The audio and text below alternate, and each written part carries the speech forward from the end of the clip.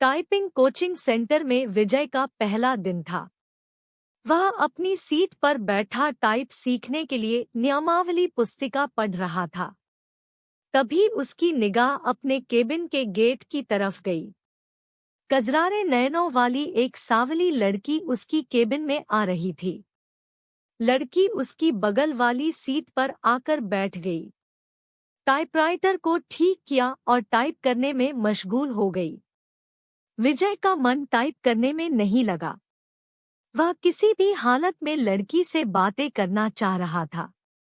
वह टाइपराइटर पर कागज लगाकर बैठ गया और लड़की को देखने लगा।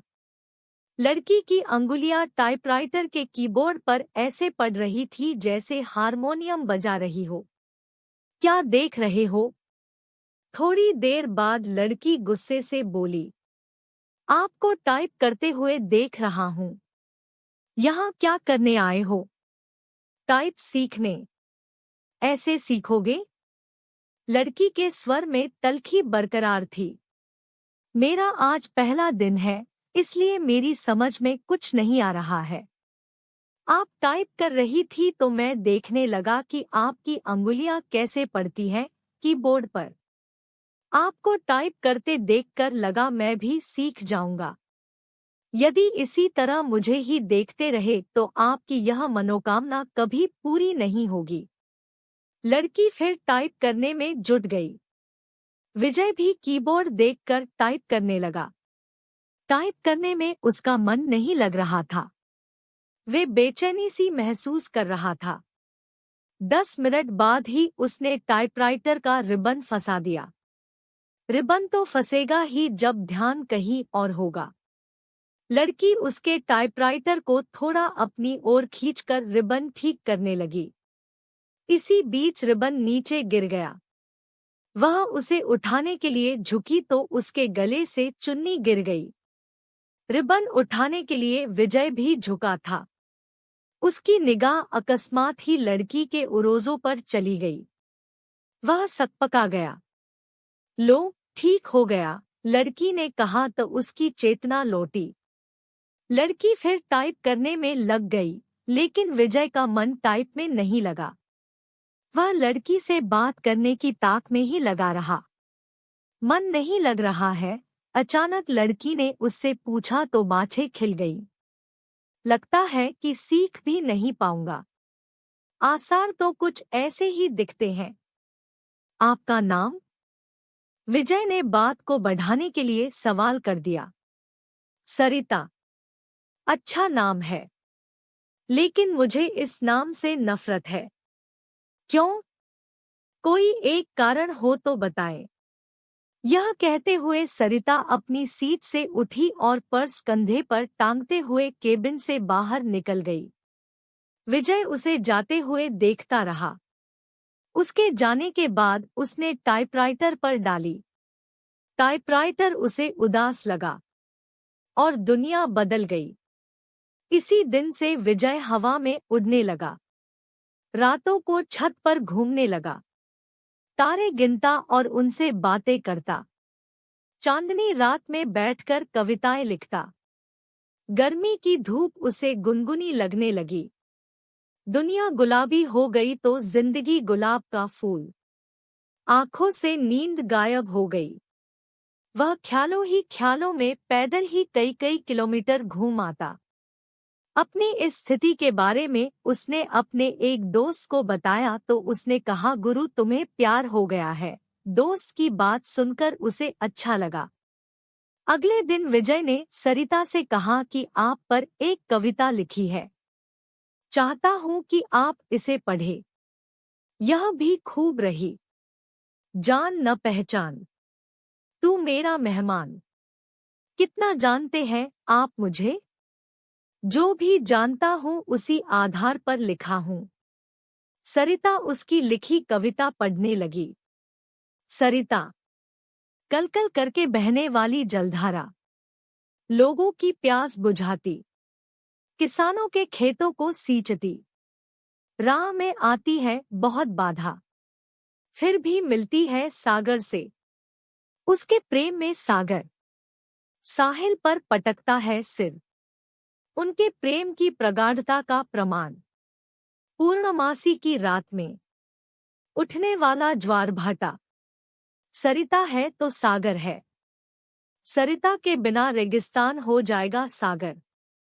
सागर के प्रेम में सरिता लांघती है पहाड़, पठार और मानव निर्मित बाधाओं को। कविता के नीचे उसने विजय की जगह सागर लिखा था। सरिता ने उसे देखा और कागज विजय की तरफ बढ़ा दिया। विजय ने कहा कि मैं चाहता हूं कि आप इसे टाइप कर दें। इसे छपने के लिए भेजना है।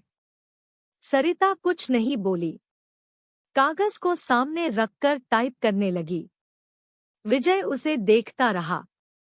इस बात का आभास सरिता को भी था कि विजय उसे ही देख रहा है, लेकिन उसने कोई विरोध करने के बजाय पूछा कि आप कवि हैं?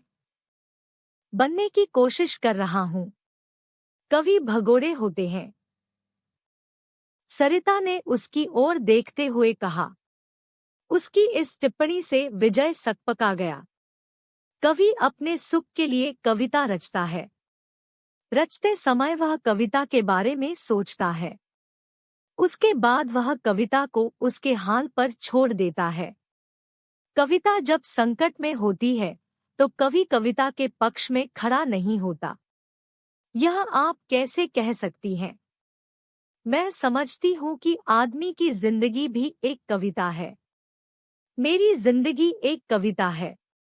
मेरी जिंदगी मुझे अच्छी नहीं लगती, इसलिए कविता भी मुझे अच्छी नहीं लगती। अरे वाह, आप तो कवि हैं। अभी आपने जो कहा वह तो कविता है।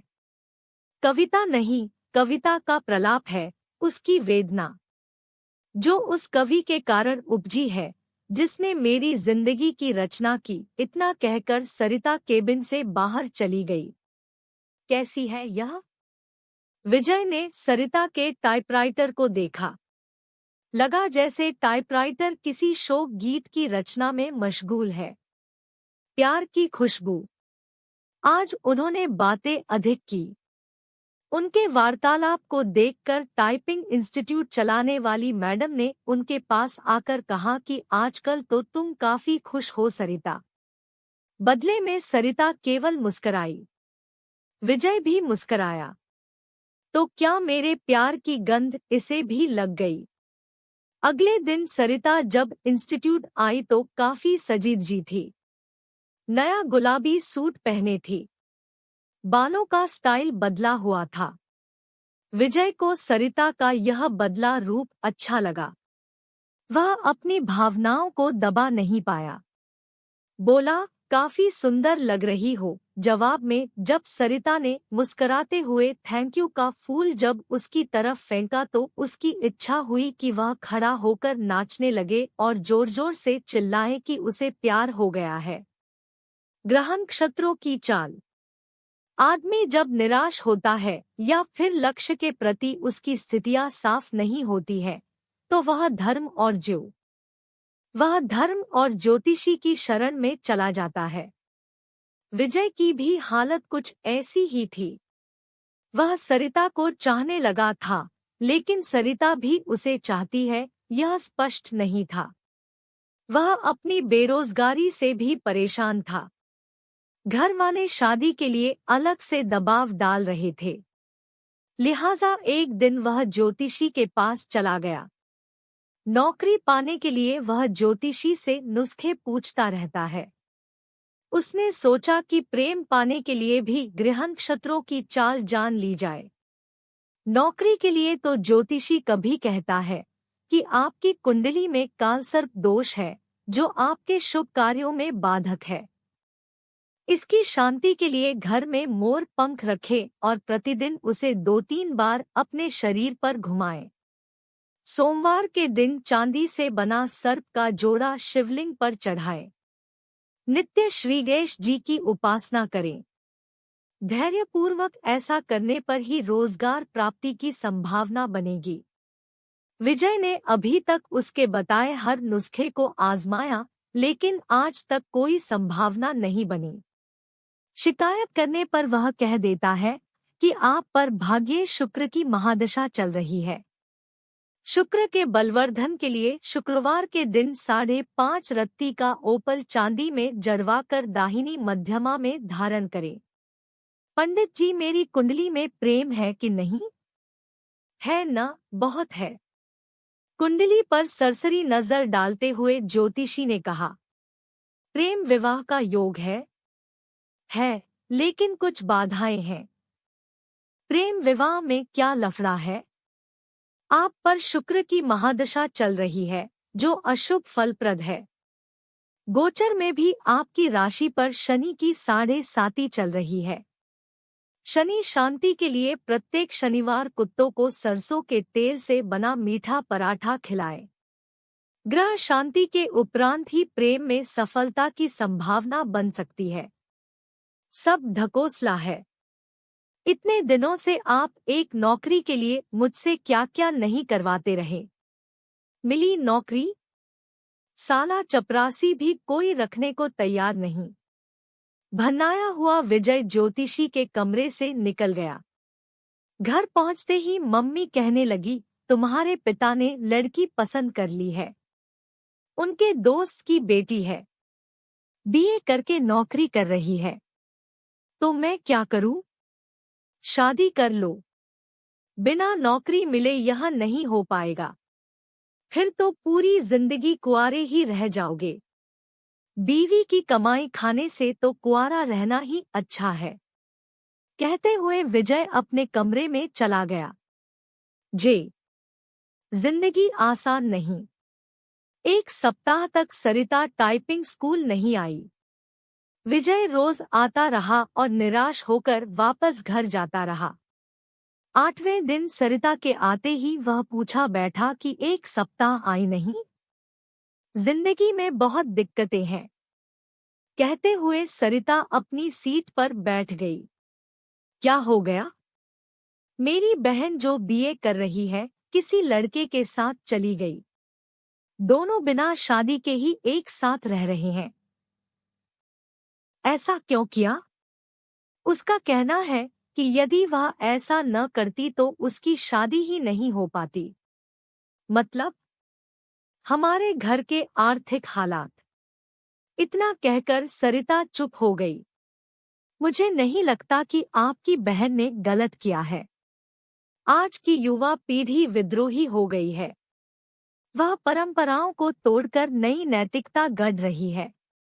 समय के साथ सब ठीक हो जाएगा। पर माँ तो नहीं समझती। हाँ, उनके लिए समझना थोड़ा मुश्किल है, लेकिन आजकल सब चलता है। हमारा समाज बदल रहा है। बिना शादी के एक साथ रहना पश्चिमी परंपरा है, लेकिन अब ऐसा हमारे यहाँ भी होने लगा है। हाँ, बैठकर सपनों के राजकुमार का इंतजार करने से तो बेहतर ही है न कि जो हाथ थाम ले उसके साथ चल दिया जाए। चाहे 4 दिन ही सही, जिंदगी में बहार तो आ जाएगी। विजय को लगा कि कह दे कि फिर तुम मेरे साथ क्यों नहीं चलती।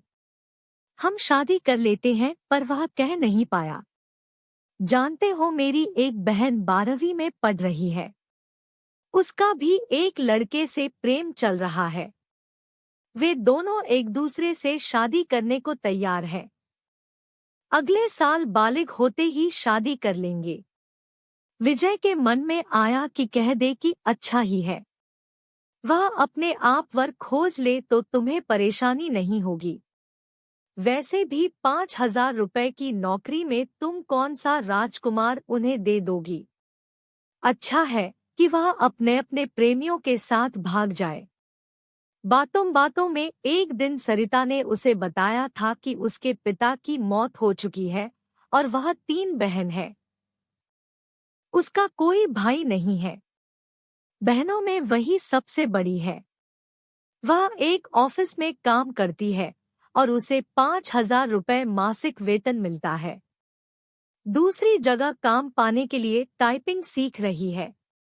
विजय को अपने एक दोस्त के साथ घटी ऐसी ही घटना की याद आ गई। उसके दोस्त की एक बहन अपनी बड़ी बहन के अधेड़ से ब्याह देने के बाद प्रेमी के साथ भाग गई। इसके बाद उसका दोस्त गुस्से में उबल रहा था। तब विजय ने कहा था कि शांत रहो यार, वे दोनों जहां हो कुशल से रहें। उसने जो किया अच्छा ही किया। तुम कौन सा उसे राजकुमार से ब्याह देते? आखिरकार जिंदगी उसकी है, जीना उसे है, इसलिए निर्णय भी उसे ही लेना चाहिए। दोस्त के बड़े भाई ने भी विजय की बात का समर्थन किया था, लेकिन थोड़ा दार्शनिक अंदाज में कहा था कि होनी को यही मंजूर था। मैं भी सोचती हूँ कि एक बहन ने जो किया ठीक ही है, दूसरी जो करेगी वह भी अच्छा ही है। जीवन यदि संघर्ष है तो करो। प्रेमी से पति बना व्यक्ति भी धोखा दे सकता है। जीवन नरक बन सकता है, और माता पिता का खोजा राजकुमार भी यही करता है। लेकिन माँ नहीं मानती, सोचती बहुत है और तबीयत खराब कर लेती है। पुराने जमाने की है ना। हद तो यह हो गई कि वह मुझसे कहने लगी है कि तू भी किसी के साथ भाग जा। मैं उन्हें इस हाल में छोड़कर किसके साथ? रो पड़ी सरिता। विजय की समझ में नहीं आया कि वह क्या कहे और क्या करे। स्थिति को सरिता समझ गई तो खुद पर काबू किया और फिर से टाइप करने लगी। 10 मिनट बाद सरिता उठी और बिना बोले ही चली गई। विजय की इच्छा हुई कि वह उसके पीछे पीछे चला जाए, लेकिन वह बैठा रहा और उसे जाते देखता रहा।